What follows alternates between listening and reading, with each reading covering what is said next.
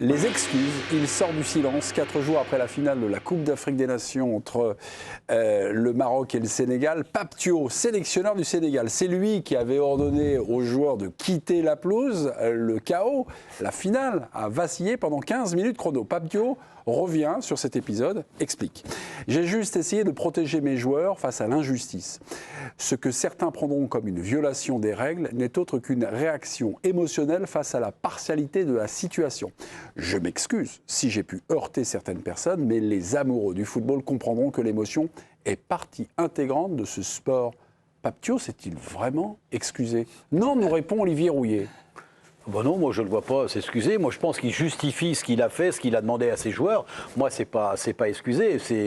Moi je trouve sincèrement, alors tu peux être dans l'injustice, moi aussi quand j'étais entraîneur de l'injustice, même quand j'étais joueur, mais jamais il me serait venu dans la tête de quitter le terrain, de rentrer au vestiaire, et je l'aurais jamais imposé à mes joueurs, en tout cas c'est sûr, ça je l'aurais jamais fait moi. Et parce qu'on connaît les conséquences derrière, et heureusement qu'ils sont revenus d'ailleurs. Non, moi je pense simplement qu'il se justifie, il ne s'excuse pas, c'est pas parce qu'il nous met un petit mot, le verbe, qu'il a mis le verbe excuser. Je m'excuse si j'ai pu heurter. C'est tout, point. Mais non, c'est une justification de ce qu'il a. Alors, il s'excuse quand même en disant cette phrase. Ah, non. C'est la formule « je m'excuse, mais je ne regrette rien ». Ah ouais, complet. C'est exactement ça. Il explique derrière qu'il a de l'émotion, que ceux qui aiment le foot, ils comprendront qu'on a des émotions et qu'on peut réagir comme ça. Il ne s'excuse pas. D'abord, on ne dit pas « je m'excuse », on demande aux autres s'ils veulent bien nous excuser. Je présente les excuses, à vous de les accepter ou pas. Et ce n'est pas une excuse. C'est du « je m'excuse, mais je regrette rien. Si c'était à refaire, je le referais ».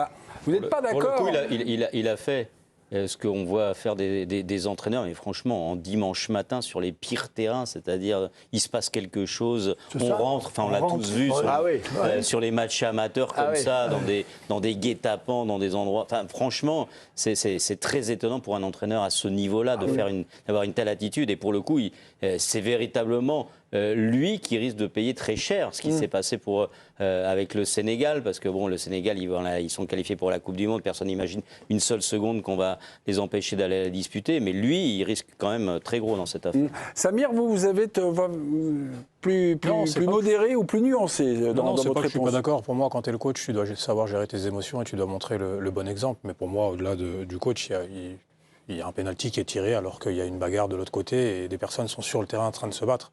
Pour moi, ce n'est pas lui qui doit demander aux joueurs de rentrer au vestiaire, mais les organisateurs d'arrêter la mascarade et de faire rentrer tout le monde, parce qu'on ne peut pas se retrouver dans une situation. Mais je ne comprends pas ce que tu dis. Non, c'est lui qui a demandé aux joueurs de partir, parce qu'il n'était pas d'accord avec... Oui, non, mais au-delà de ça... pas de bagarre entre les joueurs à ce moment-là. Oui, mais ça j'ai compris. Moi, je voulais revenir sur justement l'aspect où... Moi, ce qui m'a choqué, ce qui m'a heurté sur ce que j'ai vu, c'est qu'il y avait une bagarre et des gens étaient en danger. Ça, c'était en tribune, ça.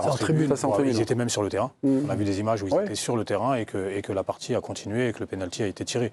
Moi, c'est ça qui m'a heurté. Après, pour en revenir à Pape Thiaw, non, moi, je n'ai pas à l'excuser ou pas, mais je dis juste qu'il doit savoir gérer ses émotions, effectivement, et qu'il doit montrer l'exemple à ses joueurs. Thiaw, Pape, de son prénom, justifie sa décision par l'émotion qu'il a eue et la situation injuste, plutôt que d'assumer pleinement son erreur. On est bien d'accord, finalement. C'est à peu près le sens de sa déclaration. Ça.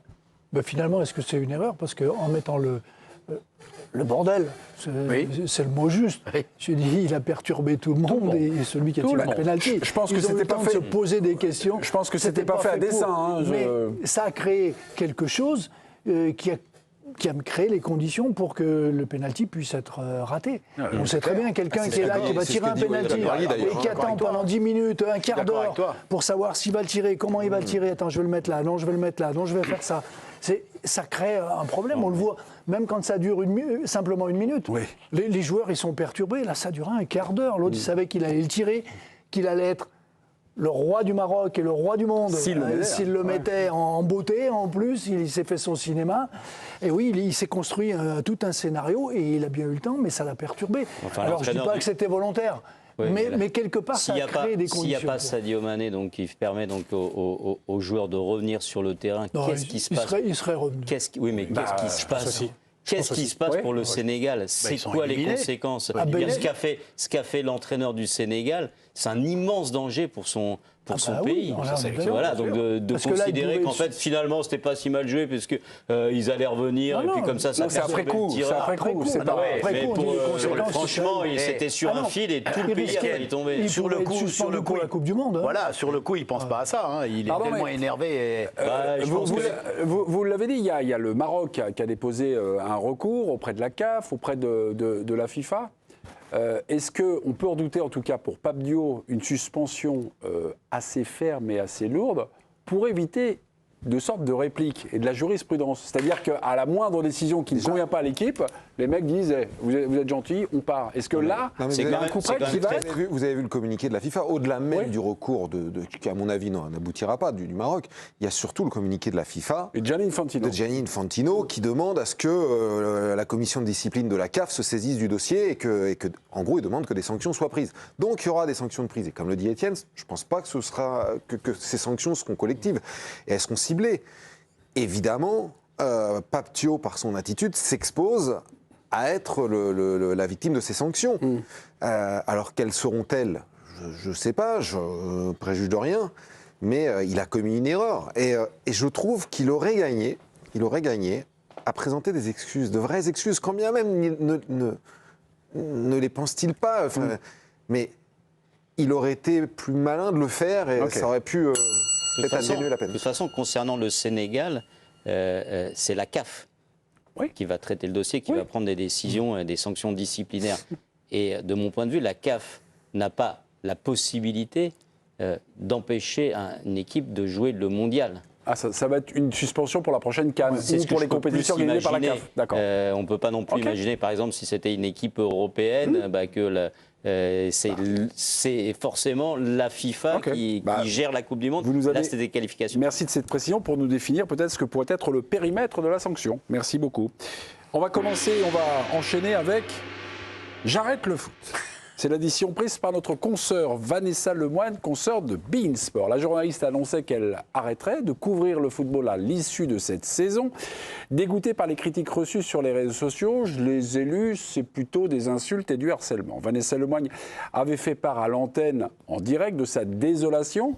Vous venez de le dire d'ailleurs, Samir, quant aux violences commises par les supporters sénégalais envers les stadiers, après le pénalty accordé au Maroc en finale, allant jusqu'à confier dans l'interview d'après-match à Edouard Mendy, qui venait de gagner la Coupe d'Afrique des Nations, ne pas être certaine de vouloir féliciter le Sénégal, mais c'était pris dans un contexte. Voilà, il fallait comprendre ça dans un contexte. Ce Sénégal-Maroc, était-ce un match à vous, et là je vous pose la question, à vous dégoûter du football? Non, m'a répondu Samir. Non, ça ne vous a pas dégoûté du football. Pourquoi? Non, ça m'a... Après, c'est sorti du contexte. C'est que j'ai répondu non parce que parce que je suis un passionné de foot et que même si sur le moment j'ai été choqué par les scènes que j'ai pu voir, mais donc du coup j'ai répondu non parce que je suis un passionné et peu importe ce qui se passe, je vais continuer à en regarder. Mais après oui, par contre par les scènes que j'ai pu voir et j'ai dit ce que j'avais à dire tout à l'heure, mais ce qu'il a pu se passer sur les terrains pendant que et la violence qu'on a vue. J'ai même pas les mots. Moi, j'étais dans mon salon et j'étais choqué.